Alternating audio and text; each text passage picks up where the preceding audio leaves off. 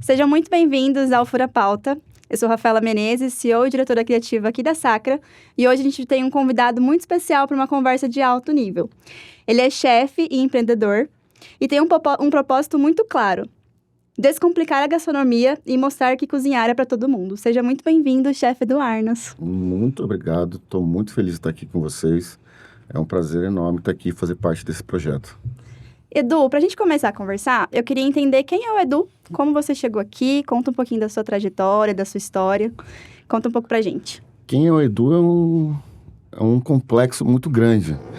Mas assim, eu sou natural daqui, de Campo Grande, Mato Grosso do Sul. Uhum. Nascido e criado aqui. Aí aos meus 20 anos, eu fui para São Paulo, saí para estudar.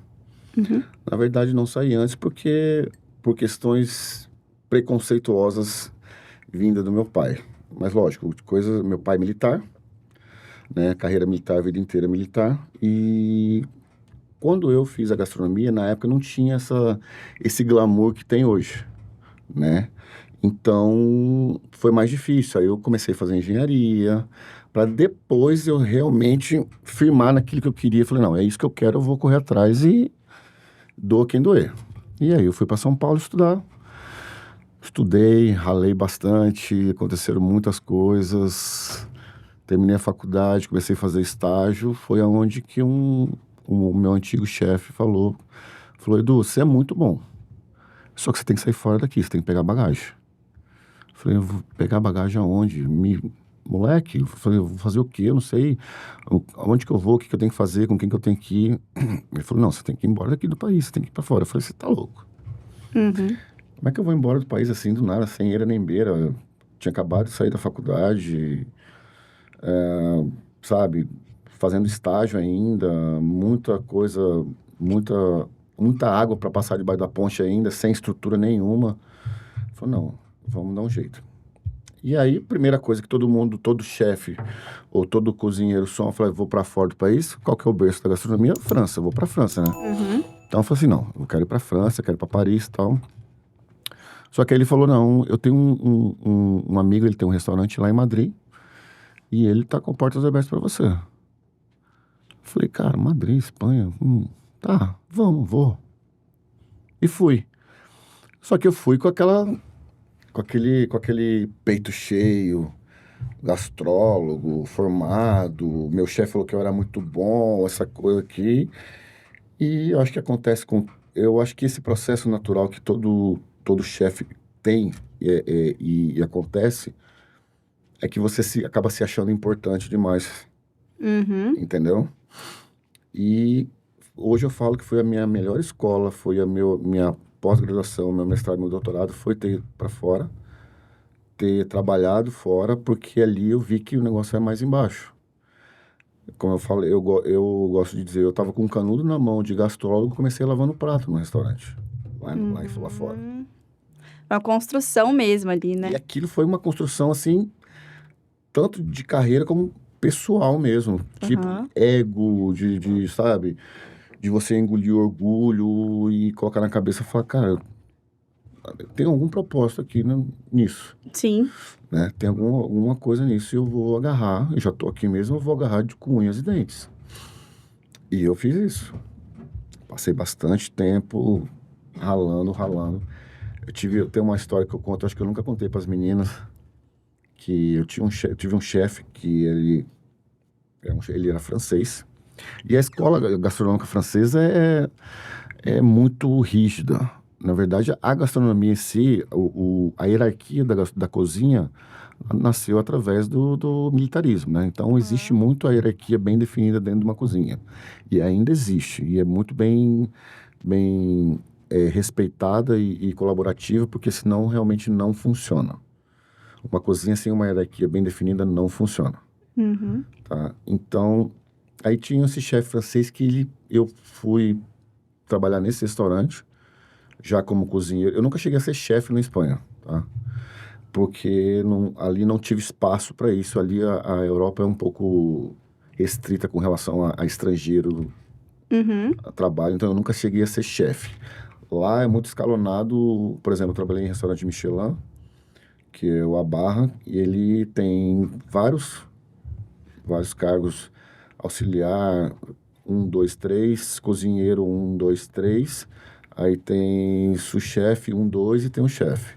Então, o máximo que eu cheguei ali foi sous-chefe 1. Eu nunca Uhum. cheguei a ser chefiar uma cozinha, de fato, assinar uma cozinha lá. Já coloquei vários pratos, já entrou vários pratos meus em restaurante Michelin e tal, mas chefiar mesmo eu nunca chefiei. Aí eu fui para esse outro restaurante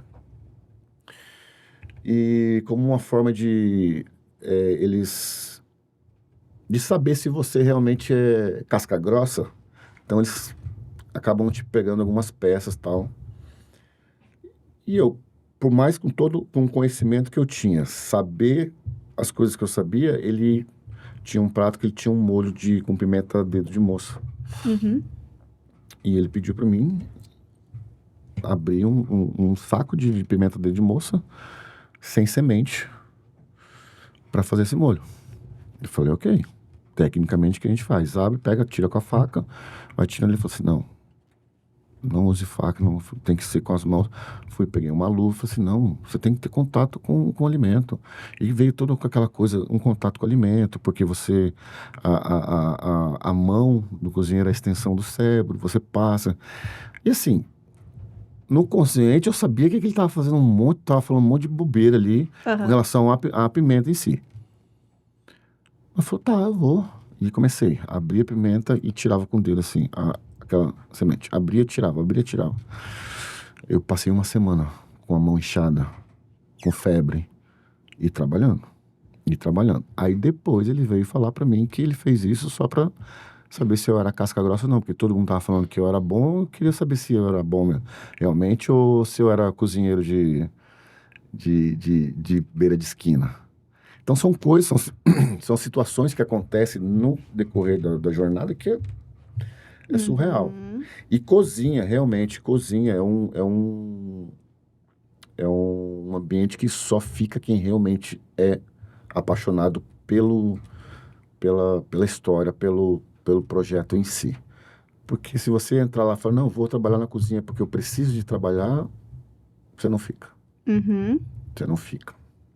E essa construção tua também, tem uma parte da tua apresentação que você fala sobre, depois que você fez seu primeiro arroz criança, você nunca mais saiu da cozinha. Não, não, não. Porque assim, a minha mãe é dona de casa, né? E depois ela veio se tornar chefe de cozinha. Aham. Mas assim, minha mãe cozinha, eu falo que minha mãe cozinha melhor do que eu, assim, 50 vezes. Só que a minha mãe, a cozinha dela é aquela cozinha mais bifezão, mais, né? Uhum. Ela não, ela fazendo, como ela fala pra mim, eu não gosto dessas frescuras que o Eduardo fala, não, que é um, né, não. Então assim, minha mãe É mais o dia a dia é ali o mesmo, dia a né? dia, tal, e Legal. assim, pra festa, meio buffet grande, sabe? E eu sempre via minha mãe cozinhando e eu falei, cara, teve um dia que eu falei, eu quero cozinhar. E eu sou aquele cara que eu aprendo as coisas observando. Eu nunca pedi pra minha mãe, me ensina a fazer tal coisa, mãe me faz tal coisa. Não, eu só olhando. Foi assim com a comida, foi assim que eu aprendi a dirigir, foi assim, sabe, olhando. É a Como é curiosidade, que né? faz, tal, tal. E aí eu fui fazer o meu primeiro, eu falei que eu vou fazer um arroz. E aí eu fiz meu primeiro arroz. Por incrível que pareça, soltinho, branquinho, bonitinho, coisa mais linda no mundo. E eu até tatuei esse fogão, que é esse fogão aqui, que é o fogão da... Foi o primeiro fogão que eu cozinhei, que foi nesse fogão da minha avó. Legal. Então ali, eu falei, cara, que legal isso. Que interessante você poder colocar... Porque assim, foi tão marcante, porque eu tava ali com... Não tipo assim, vou cozinhar porque eu preciso comer aqui. Não, eu tava naquela empolgação, cara, eu vou fazer um arroz e eu quero que esse arroz saia muito legal, eu quero que esse arroz que minha mãe coma, eu quero que ela goste, então eu vou dar atenção para ele. E aquele evento me marcou muito. Me marcou muito. E depois eu vim entender que gastronomia é isso. É você dedicar o máximo de amor possível ali. Se você não tiver, você se torna mais um. Você vai cozinhar, você vai pegar um livro de receita, vai baixar no Google, no YouTube, você vai cozinhar e tal, e tá tudo certo.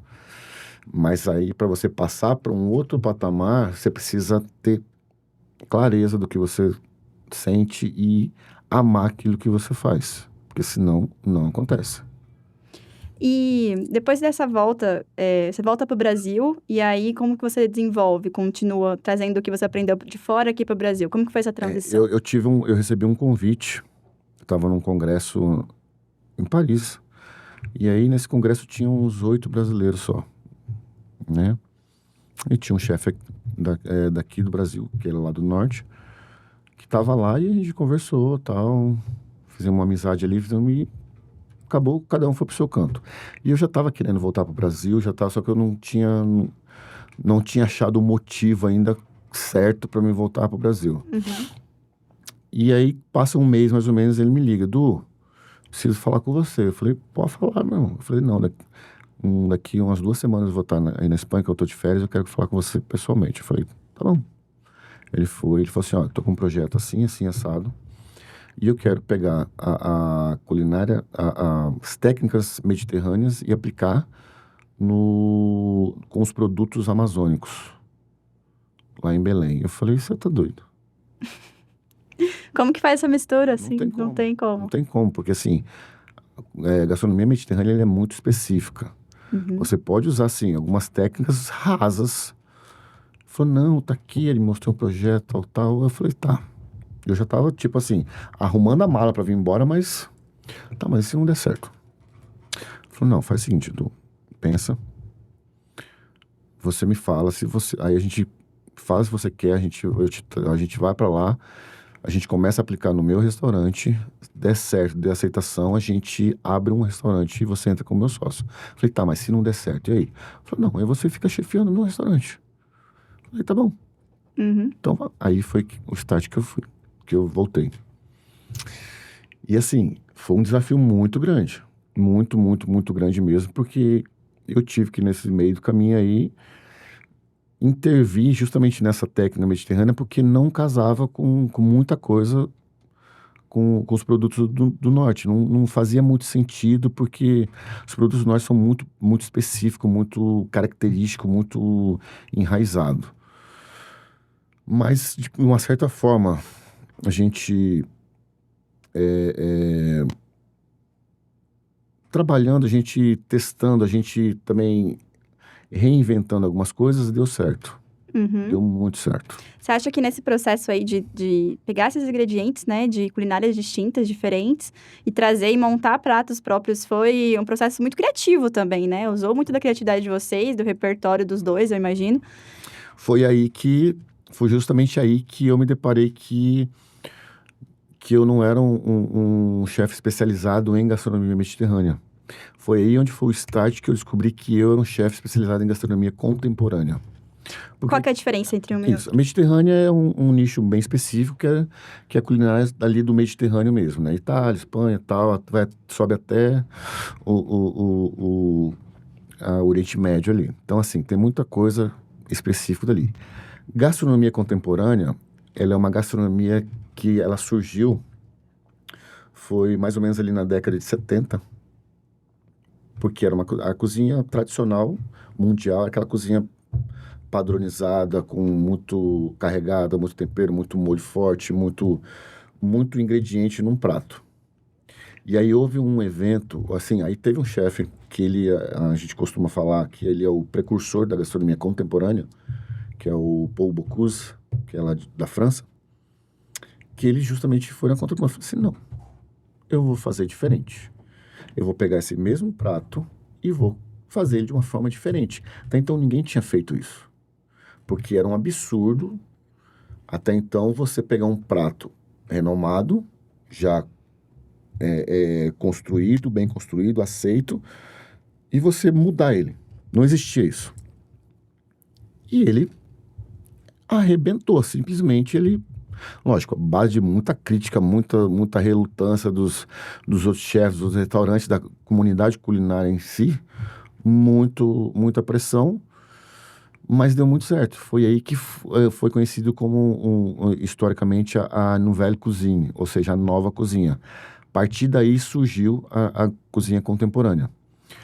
que da cozinha contemporânea foi várias outras ramificações, que aí vem a cozinha molecular, cozinha minimalista, vem a cozinha autoral, né? E vem a cozinha, a cozinha, como é que se fala? Cozinha criativa, que é um pouco diferente da cozinha autoral. Então foi aí que eu descobri que eu era um especialista da gastronomia contemporânea. E aí eu comecei a me aprofundar muito nisso. E aí eu descobri um outro lado que eu mesmo não conhecia. Já tinha feito os pratos, já tinha criado receitas, já tinha feito bastante coisa, só que eu tinha feito meio que baseado nas técnicas que eu tinha e meio empiricamente naquilo, no feeling que você tem de cozinha. Só que depois que eu comecei a estudar gastronomia contemporânea de fato, eu descobri, cara, é isso. Que é justamente o você inventar, você criar, é você achar combinações que, ao seu ver, é improvável. Por exemplo, eu tenho um exemplo muito recente agora disso, da gastronomia contemporânea, que o improvável, na sua mente é o improvável, mas quando você vai ver, funciona. Eu fiz um e-book, né, falando sobre a gastronomia contemporânea em si. E aí a gente estava gravando, eu, o pessoal, a Mel e a Duda, o pessoal do marketing, gravando. A gente estava gravando conteúdo pra gente postar, né, pra gente fomentar. E aí eu fiz gravei um prato desse e-book. A Mel e a Duda foi a primeira a falar assim, cara, não tem como isso dar certo. Era assim, era um tataki, era um tataki de filé mignon, que, ou seja, uma carne que ela é só selada, ela é crua e ela é servida fria, com uma redução de cítrico de shoyu e um purê de couve-flor defumado. Tipo, você escutando isso, você fala, cara, não tem como dar certo isso. Ingredientes que não faz se combinam. sentido. Eu vou comer, acho que foi a Duda que falou, eu vou comer um negócio frio. A Duda queria esquentar na frigideira. Eu falei, não, pelo amor de Deus, faz isso. Eu falei, experimenta primeiro, depois você faz o que você quiser. E aí justamente, as duas ali não pararam de comer, queria mais, e comeram. E o negócio falou assim, Edu, como que isso pode dar certo? Eu falei, justamente isso é a gastronomia contemporânea. Você surpreender, você, sabe, você aguçar o interesse da pessoa de descobrir um novo mundo. Porque a gastronomia, ela é dividida em várias partes, né? E a gastronomia em si, a alta gastronomia, você tem que ver ela como uma experiência. Tá? Não como uma comida do dia a dia. Você não vai estar todo dia comendo num restaurante de alta gastronomia ali, almoçando, jantando. Não. Ali é um evento, é uma experiência, é um produto novo que você vai lá para descobrir algo e falar... Isso que dá o gatilho de você fazer o que você faz. A gente cozinha, eu, por exemplo, cozinho justamente para isso, para impactar as pessoas de tal maneira que ela fala assim, cara, que é isso? Como é que foi feito isso? Não tem lógica. Esse negócio dá certo e deu certo. Entende? Sim. E dentro, você falando, foi muito legal essa questão da experiência, né? De trazer essa experiência, de não ser algo tão do dia a dia, mas ter essa experiência diferenciada. Dentro da minha área, né, que é a comunicação, a gente muito debate sobre ser diferente ou diferenciação. Se é que tem um diferencial de marca, enfim. Você acha que a gastronomia contemporânea dentro dela, né, das suas ramificações, tem, para quem está inserido nesse mercado, como que eles podem se diferenciar dentro de uma cozinha já diferenciada, né? Nessa questão de misturas e tal. A gastronomia contemporânea, você vai trabalhar... Assim, eu costumo falar que não existe comida ruim, tá? Não existe comida ruim. Não existe comida que você fala, não, essa comida é ruim. Não, existe gostos e paladares diferentes, tá? Por exemplo, o grande dilema do ponto da carne. Qual que é o ponto certo da carne? O ponto certo da carne é o ponto que você gosta. Tá? O ponto da carne certo é o ponto que você gosta. Se você gosta de uma carne mal passada, Eu não vou gostar muito de você, mas é o teu ponto certo, entendeu? Mas assim, se eu gosto de uma carne só selada, esse é o ponto certo. Então, o ponto certo, ele não existe. O que existe, as pessoas aí tende a confundir é justamente, você vai para um restaurante e você vai para uma experiência, se permita aí nessa experiência de provar a carne que o chefe pensou.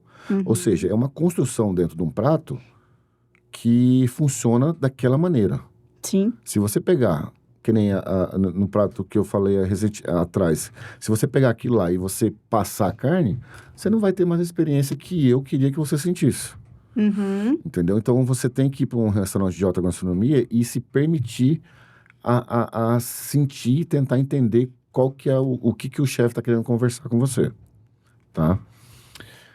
Outra coisa do diferencial que muitas pessoas tá, estão começando a modificar hoje nos restaurantes, eles estão começando a entender que a alta gastronomia, ela não é, a alta gastronomia, principalmente a gastronomia contemporânea, ela não é um objeto fixo, ele é muito volátil. Então, você tem várias transições, você tem que ficar atento a essas transições, como sazonalidade, como temperatura, várias outras coisas que você tem que estar atento a isso. E eu vejo bastante restaurante que tem uma certa pontuação no mercado aí, que ele tem um cardápio fixo o ano inteiro. É um cardápio do verão, do inverno, do outono, da chuva, É boa a comida, é ótima, maravilhosa e tal. Só que assim, você deixa de conversar com o seu público se você não entender a sazonalidade dos produtos, entendeu? Sim. E aí vamos supor, você coloca um produto à base, vamos lá, de caju. Cara, caju ele dá um certo período do ano. No outro ano você vai fazer o quê? Aí você vai elevar o valor do prato, porque ele é de caju, então você tem que ter o caju, então você vai pagar mais caro, porque está em falta. Não, não. Aí você praticamente vai ter quem consuma? Sim. Mas você deixa de ganhar, ao invés de você estar insistindo numa coisa que não. Você poderia estar trabalhando com outra, com a mesma qualidade, com a mesma intensidade e trazendo um público para dentro do seu restaurante. Então eu bato muito isso quando eu faço consultoria, muita coisa, porque assim, as pessoas elas têm a tendência de ter o prato xodó, Sim. né? Tem a tendência de ter um prato xodó. Mas como eu falei assim, isso eu deixo para restaurantes que não são restaurantes de alta gastronomia. São restaurantes que servem comidas excelentes, boas, com alto padrão, né? Com alto desenvolvimento, mas assim, não é um restaurante de alta gastronomia. Não é um restaurante contemporâneo de cozinha autoral. Isso estou falando para cozinha autoral. Se você tem um restaurante que você trabalha com 70% do seu cardápio autoral, ele é volátil. Uma hora vai estar, o prato autoral não vai estar. Entende? Então, assim, muitas vezes o chefe ou o empresário, o dono de restaurante, ele não percebe essa linha, né? E acaba ficando para trás do cara que está pensando na frente. Eu tenho que trabalhar com isso. Entende? Eu acho que é entender também o gosto do público, né? E do que você está se propondo a fazer. Eu acho que tem essa questão. E deixa eu te perguntar sobre o seu propósito. Eu gostei muito da frase da sua bio, inclusive do Instagram, que você está se propondo a deixar mais acessível os pratos que a gente, por exemplo, encontra na alta gastronomia, né? Exatamente. Me explica como começou isso, quando despertou esse propósito em você. Conta pra gente um pouquinho essa história. Esse propósito despertou justamente quando eu descobri que eu amava a gastronomia contemporânea. Eu falei, cara, eu falei assim, todo mundo precisa saber disso. E aí o primeiro objetivo foi levar isso como gastronomia. Ok. Eu levei isso para muitos restaurantes, tem muitos restaurantes no Brasil que tem meus pratos, fora do Brasil tem meus pratos. Então eu levei esse produto, esse material, eu falei, tá. Só que agora eu preciso. Nem todo mundo, eu pensei assim, nem todo mundo tem acesso a isso. E a gastronomia ela tem que ser democrática. a meu ver, a gastronomia ela precisa ser democrática. Eu acho que todo mundo tem que ter a satisfação de poder ter uma experiência. Por mais que ela não seja o ambiente dela, uma vez na vida ela vai aparecer num restaurante renomado e vai ter uma experiência. Só que aí, com o advento da pandemia, muita gente começou a despertar o lado cozinheiro. Tava Muita todo mundo em gente casa. em casa, sem fazer nada, inventando coisa, fazendo coisa. Eu falei assim, cara, eu falei assim, por que eu não vou levar um prato de restaurante renomado para dentro da casa da pessoa? Uhum. Então, daí surgiu a ideia de eu fazer o e-book de Cozinhe como um Chefe. Que ali nesse e-book, nesse livro digital, eu tenho eu conto toda essa história da gastronomia contemporânea, qual é por onde ela passou, o que ela sofreu, como foi a transição desse evento e todas as suas ramificações. Conta a minha história também. E ali eu coloco 20 receitas. Dessas 20 receitas, só 2 são releituras. As outras 18 são minhas autorais de alta gastronomia que estão em restaurantes famosos. Que legal. Só que é assim, tá, como é que eu vou fazer para a pessoa cozinhar isso em casa? Por quê?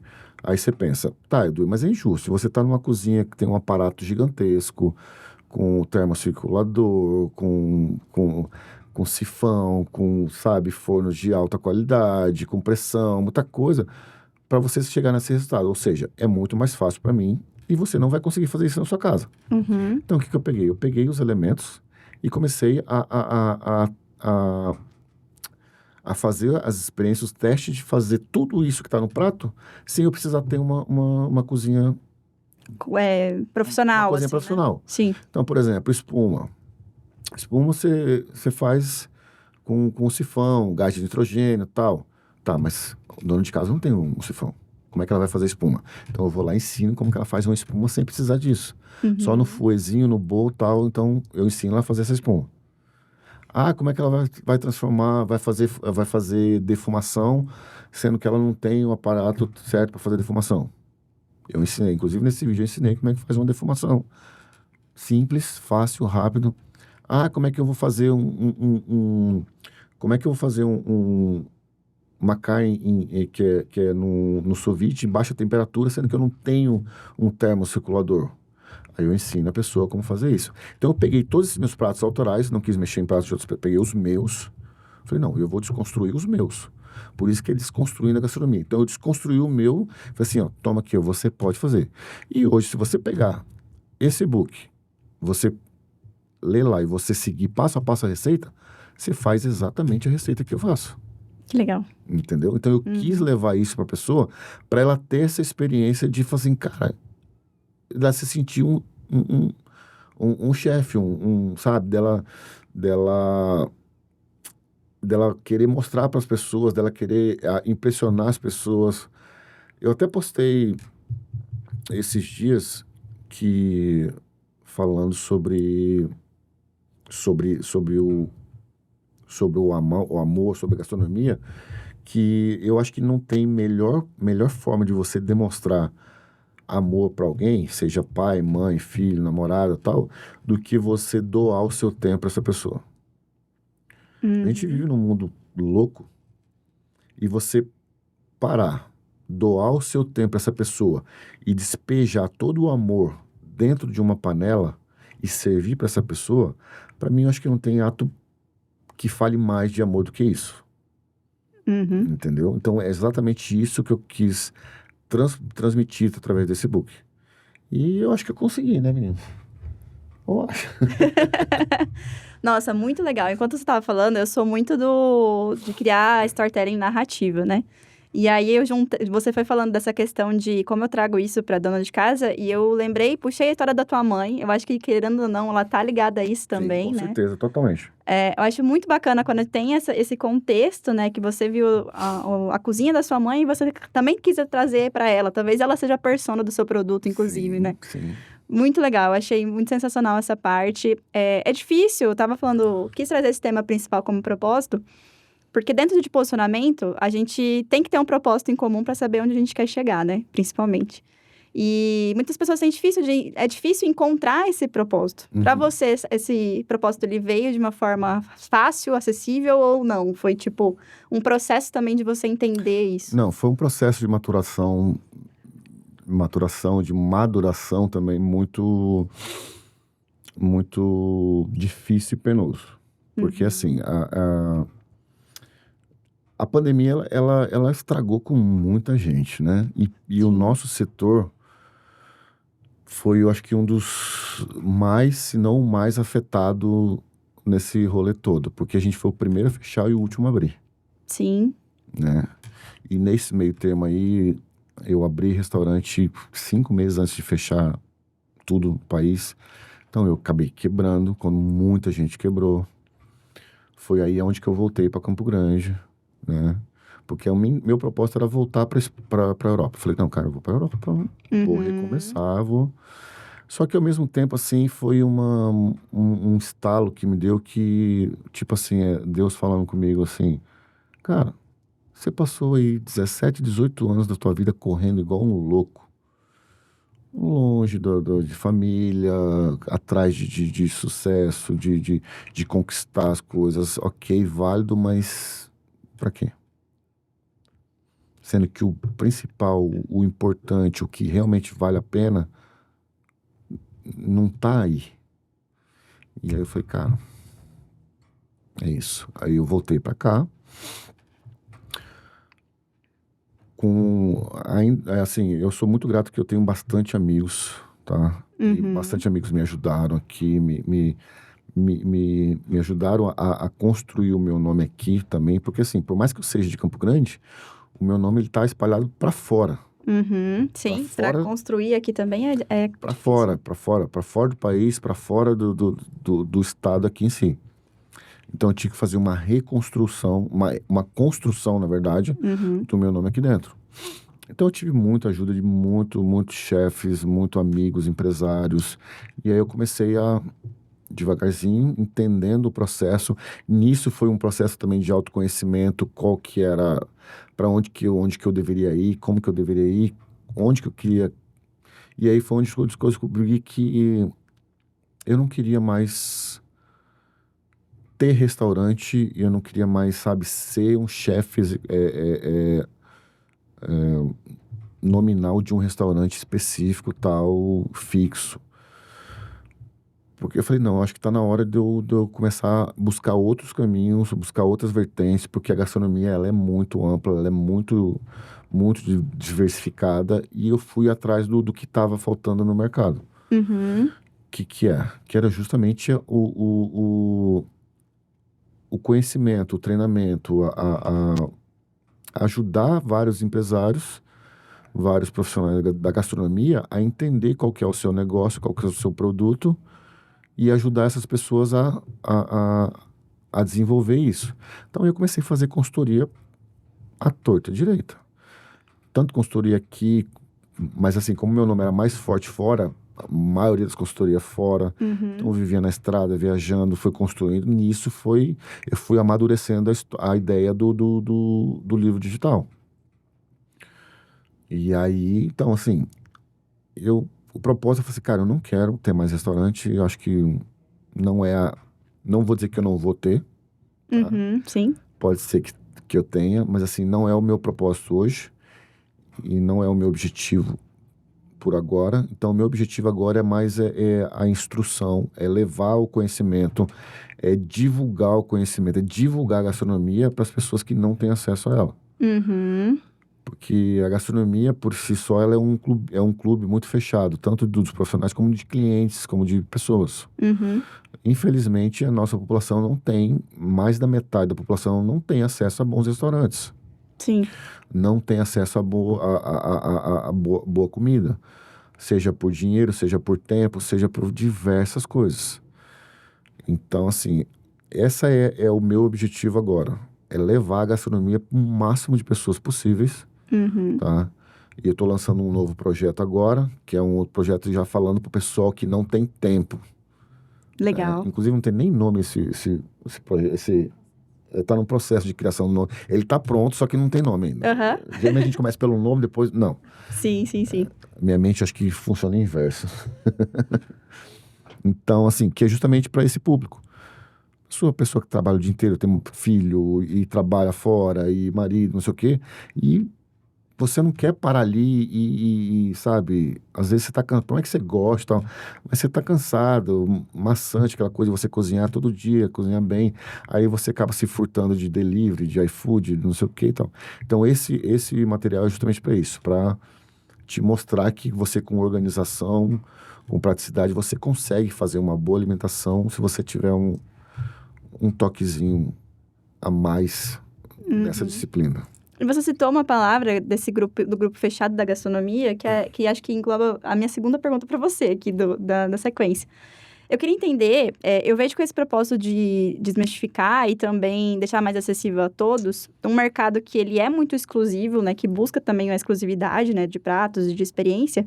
Quais são os seus principais desafios hoje, assim, nessa parte de exercer isso, de tentar, poxa, eu tô me posicionando que eu quero realmente dar essa acessibilidade para todo mundo, que todo mundo tenha acesso às minhas receitas, todo mundo tenha essa experiência em casa. Eu imagino que tem alguns desafios que você tem passado, porque você está indo contra algo que já está bem construído, né? Dentro da gastronomia. Então, me explica um pouquinho. Assim, aqui em Campo Grande até que eu não tenho sofrido muito, tá? Porque, assim, aqui tem 2 restaurantes que vamos dizer assim, se fosse se incomodar, estaria no direito da alta gastronomia de reclamar alguma coisa. Mas fora, eu já tive uns feedbacks, falou assim, o que você tá fazendo? Você tá doido? Por que você tá fazendo isso? Por que você tá... Em vez de você pegar esse material e você fazer um restaurante e vender, você tá indo na contramão do negócio, tá querendo dar pra pessoa praticamente de graça uma coisa que você poderia vender por um preço absurdo. Então, você acaba sofrendo um pouco disso, né? Você acaba indo na contramão do mercado. Mas, contrapartida também, eu estou recebendo muito apoio, tanto de profissionais da área, que falam, cara, teu projeto é muito legal. Sim. É muito legal. Esse é um projeto... Porque é as pessoas que entendem que a gastronomia, ela é e tem que ser democrática.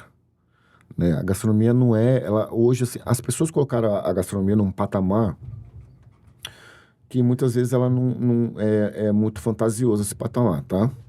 Como é que nem a fantasia do chefe de cozinha ser uma estrela, sabe? Um artista, tal.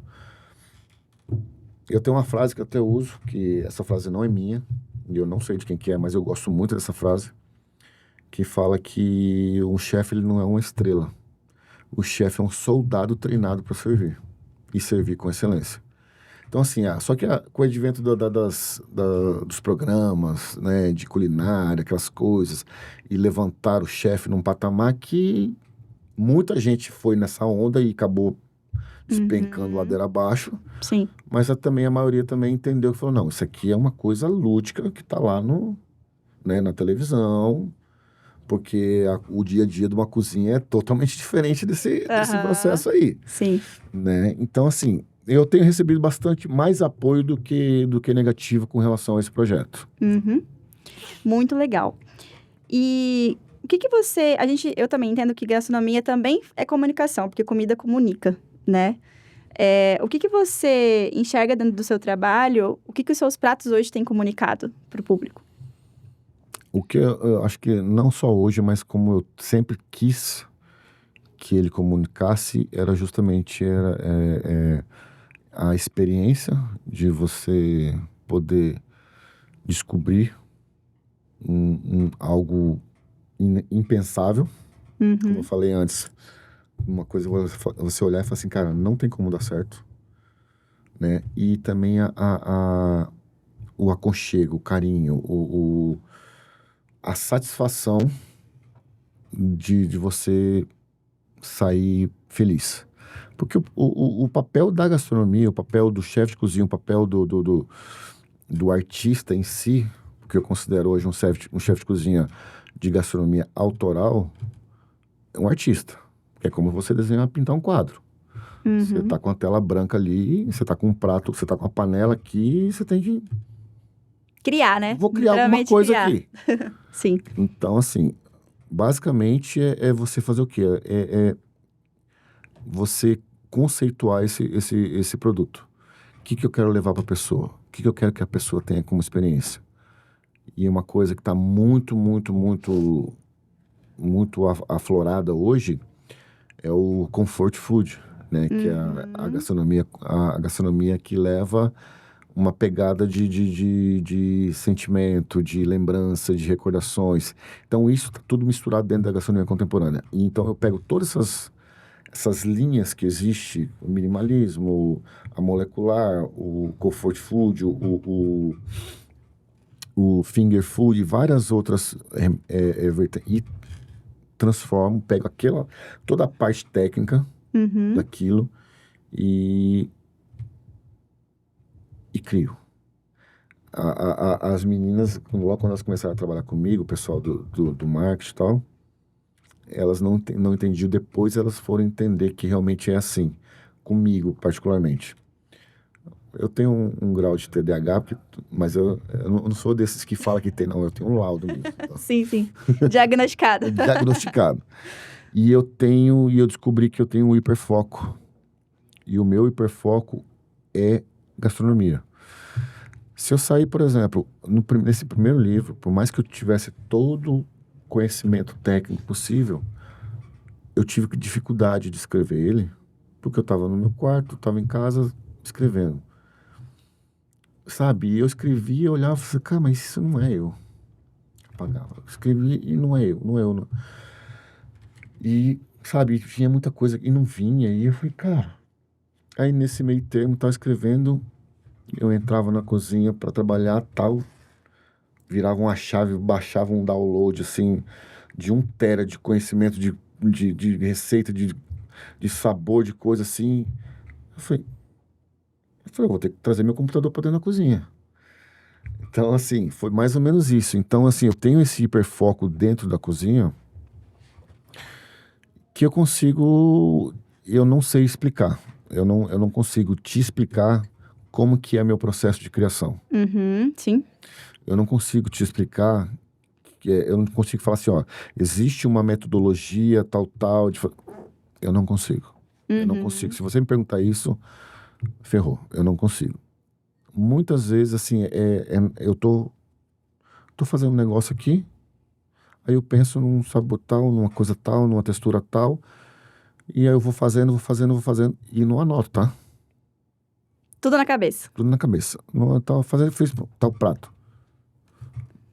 Basicamente, quase sempre é de primeira que eu acerto. Às vezes não, às vezes precisa de ajuste. Mas tá ali, saiu.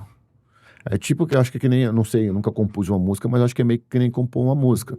Você tá ali e tal, você tem uma ideia, você tem um norte mais ou menos ali, mas você tá ali e tal, e de repente vem um refrão, vem alguma coisa e sai a música. Mais ou menos é assim que funciona comigo com relação ao prato. E nisso, depois que passa essa construção, aí vem um outro requisito tão importante, que aí eu vou transformar ele na experiência que eu quero na experiência que eu senti quando eu fiz esse prato. Porque muitas vezes o que eu sinto como experiência de fazer esse prato não é o que você vai sentir. Só que meu papel é fazer com que você sinta essa experiência que eu tive. Às vezes eu tenho que fazer um ajuste a mais ou a menos para que esse resultado chegue. Sim. Então é mais ou menos isso que passa pela minha cabeça maluca. Dentro da publicidade, muitos clientes perguntam, né, como que ele vai trazer aquilo que está na cabeça dele para o digital, para os seus produtos, enfim. E aí, normalmente eu falo, a gente vai se colocar aonde você cria, ao seu ambiente, aonde você se sente confortável. E aí, a partir disso, a gente vai criar, porque senão a gente deixa, se colocar você, talvez, sentado, igual você falou, do escritório, não vai funcionar. Não, foi que nem que eu até falei com você, né? Você mandou aquele e falou assim, Cara, manda pra Duda isso aí, porque se você me passar isso, eu não vou entender nada, não vai. Aí a Duda, como ela já sabe como é que funciona, ela vai só destrinchar pra mim e já. Sim. Bom, Edu, para a gente finalizar nosso papo, eu queria que você primeiro deixasse seus contatos, onde a gente acha você, por onde que a gente começa para acessar os seus produtos, essa parte de divulgação. E te agradecer por a sua disponibilidade, por vir aqui. Gostei muito do nosso papo, acho que acrescentou bastante, unir um pouco da comunicação e da gastronomia, acho que tem tudo a ver. E muito obrigada pelo seu tempo, seu espaço. Eu tô muito feliz, eu agradeço muito o teu convite de estar aqui nesse projeto. Eu acho que a gente tem muita coisa para agregar pro. E nada mais do que como o meu projeto é justamente levar a gastronomia para o máximo de pessoas possíveis, nada mais como estar num projeto desse que vai alcançar muito mais pessoas, né? Sim. Então, assim, quem quiser me achar, o Instagram, @chef, fmudo, _Edu Arnas, tá? Meu telefone tem lá, tem tudo lá no Instagram, no telefone, tem os links dos produtos, Uhum. tá? E a gente está postando conteúdo direto, a gente está com dois produtos no ar, que é o... Dá pra gente deixar um QR Code aqui para todo mundo ter acesso? Isso. Que é o Cozinhe como um Chefe e o Gastronomia Minimalista, né? Só que agora a gente está lançando mais um outro produto, que é justamente esse que eu falei, que é para levar, para ajudar as pessoas no dia a dia a fazer uma alimentação mais correta, simples, mais limpa, sem o atropelo do dia a dia. E assim, aí daqui para frente vem bastante coisa. Vem cursos que eu vou lançar, vem mentoria, vem bastante coisa, vem muita coisa. Então, assim, quer me acompanhar, quer saber das coisas, das novidades que vai vindo, o Instagram, @chef_Edu Arnas, que lá tem tudo. Maravilha. Você tem receitas lá também pra gente? Tem. Sempre eu tô postando receitas, sempre eu tô postando dicas, sempre eu tô postando coisas, curiosidades da gastronomia, e as pessoas vão lá no meu direct, perguntam e eu respondo, Uhum. tá? Perguntam, Edu, como é que faz tal coisa? Como é que eu faço isso, aquilo, tá? Esses dias me perguntaram, cara, tá, mas como é que eu faço para cortar cebola e não chorar? Olha, é uma dúvida legal. Essa é uma dúvida legal. Ela falou assim, cara, não corta, não é brincadeira. Mas assim, tem algumas coisinhas, né, que você faz com que diminua muito a acidez da cebola. Então, esse tipo de coisa que a gente vai falando lá no dia a dia. Uhum. Muito obrigada, viu? Eu que agradeço. Bom, hoje foi o bate-papo com o chefe Edu Arnas e eu vou deixar para vocês o trailer do próximo episódio. Até mais. É importante a gente definir o que é marca, porque muitas pessoas têm a dificuldade ainda de entender o que é marca. Marca tá ligada ao conjunto de coisas que a gente faz com a comunicação da nossa empresa que geram uma percepção no outro.